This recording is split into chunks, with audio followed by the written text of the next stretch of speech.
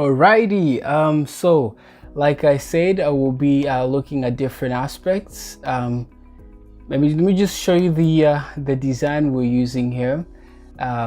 So of course we're looking at making the most of media, and we've looked at the presentation overview, and we've looked at the definition of media. We've looked at why you need this class, some statistics here and there, and we're looking at YouTube. So we are going to start with YouTube. How do you get started on YouTube?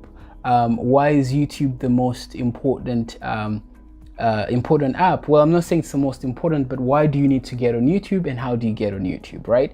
Well, as to why you need to get on YouTube, it's very obvious. Everybody's on YouTube. In fact, YouTube, there's nothing you can search for in life that you won't find on YouTube. I hope that's a true exaggeration, but literally people have learned stuff on YouTube. And if you have content, put it on YouTube. How do you do that? Well, you need a Gmail account. You need an account to start with YouTube, because YouTube is owned by Google, and so they need to sync everything together. That's why you need that. So I'm assuming at this point you have a YouTube channel. If you don't, that's okay. I will walk you through the steps that you need, but we should really assume that you have some knowledge in that. All right, so it's pretty easy, right? You create your Gmail account, and to do the Gmail account, just go to create Gmail account. And this might seem so basic, right? But it's very important to do it the right way. Okay. All right, what's going on here?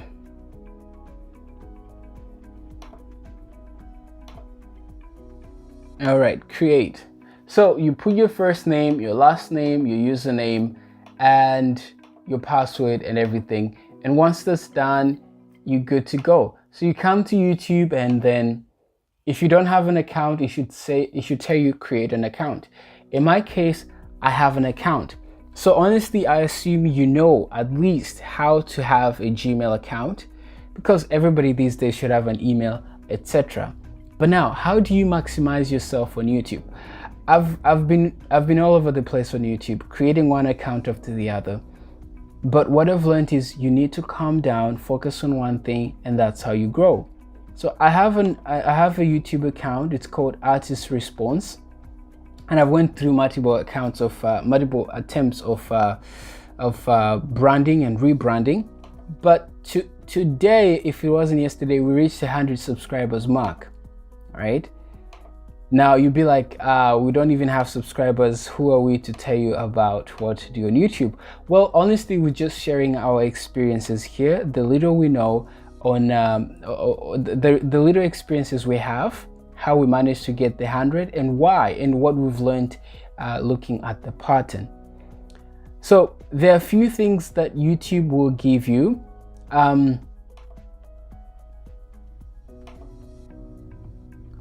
First of all, it gives you the ability to make sure your channel looks great.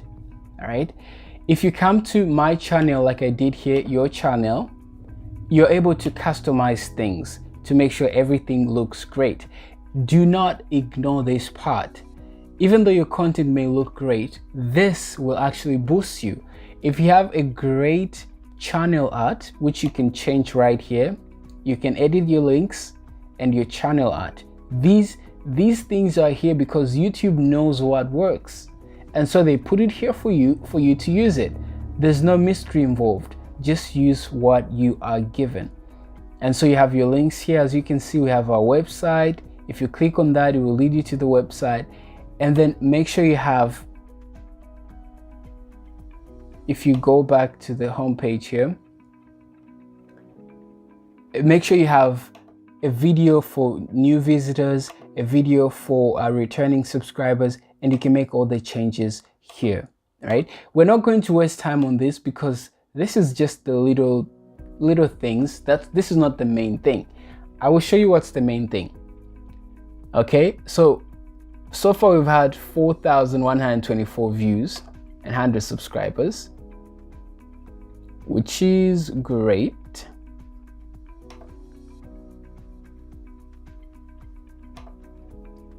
if you come here, your channel, customize. All right, so what I want you to know is you have your content on YouTube, but people won't subscribe to your channel if they don't know who you are. So how do you make sure that you are known, right? Your brand, your business, whatever it is known. Well, you have to work around the algorithm because unfortunately YouTube only shows some things and doesn't show other things depending on algorithms. Now, the best way I would describe algorithm is to say YouTube would favor something else, would favor a video, for example, that has many views, would favor a video that has many, a channel that has many subscribers. It will favor a video that has more tags or has the right wording, because that's what it shows, right? So make sure your wording is correct. You can use amazing apps to help you with that. What we use at Powertree Media is vidIQ. And what vidIQ helps you with, it helps you with tags. So for instance, let me go to any video. Let's say we did, let's see. Let's look at the video with the most views. Most popular video on our channel here. This video is the most popular so far with 707 views. Spoken word poem by Jamonia James. It's about COVID-19. Now, always make sure you know how to use the analytics, all right? So look at the analytics, look at how the video is doing, right? So this is 709 views. That's the watch time. Those are the subscribers associated with this video. And this is great. You see that the video it's growing. So that's some good news. Although here it's like not so much. So learn how to use these analytics because they will help you understand how your video is doing, and look at the most video, like the video that's doing great, and ask yourself, why is it doing this? All right, we've had 5.2k impressions. Let's see here.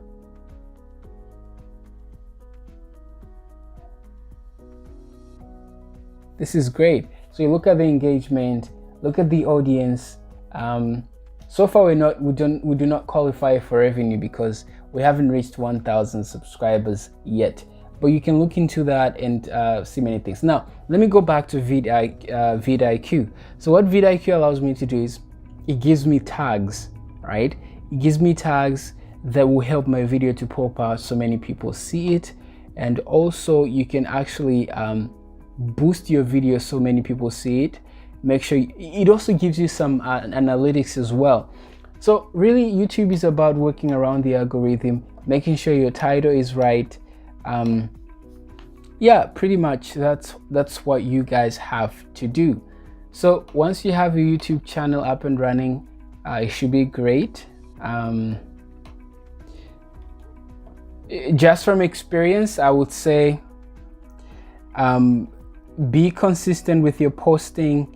Make sure you're posting not necessarily every day, but if you say bi-weekly, then make sure it's bi-weekly. And you don't necessarily have to tell the people when you're gonna post, but just make sure it's within the same time frame. Make sure your content is consistent as well. So not just consistency in post, but consistency in content. And once you have everything together in balance, then you should be good to go. So I guess honestly, that's it. That's all I have to say for YouTube. Not sure if there's anything else we can talk about YouTube, but yeah. And I see that YouTube is getting so crazy these days because apparently you can actually create a post and have, you know, let's see here, about probably on your phone. But yeah, YouTube is changing, growing and adapting, and that's a good news for creators out there, because that means you still have the ability to, you know, do whatever it is that you want to do. Okay, so that's it for YouTube. Yeah, that has been good 10 minutes. Thank you so much, guys. Now let's move into the other social media platform. Thank you so much. Bye for now.